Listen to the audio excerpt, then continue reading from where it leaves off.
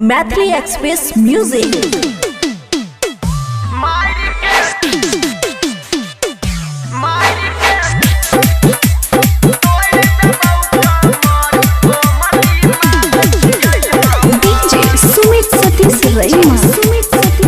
खुशी recording studio Balua. देखो जियो तोरा हमरा माल के आगा पीछा घूमे छी छोड़ के काज आदत सुधार ले दूरी बनाई ले नहीं ते देखबो रंगाबाज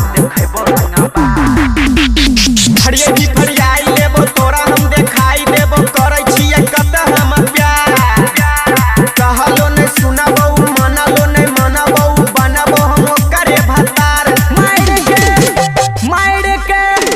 मार के तोड़ देबो कमर कोमली माल छियै हमर मार के तोड़ देबो कमर कोमली माल छियै हमर रे।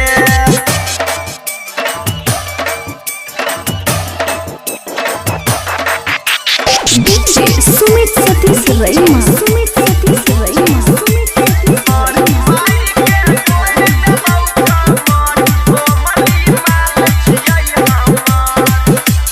दू साल से एकरा से करे छियै प्यार रे बीच में किया तू आबै छी हर बार रे जानो से ज्यादा चाहै छियै यार रे तोहरा से पहले से करे छियै प्यार रे मार के तोड़ देबो कमर कोमली माल छियै हमर मार के तोड़ देबो कमर कोमली माल छियै हमर रे।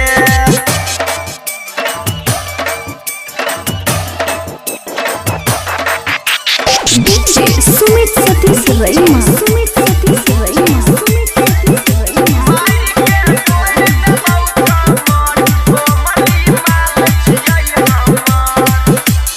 कहै छियो प्यार से मन जो किसन मारे न त कर देबो हो तोहर मर्डर बारे हम किसे तोरा नहीं डरबो सुबह सवारे हमरा आगे छही ताहू बलकवा रे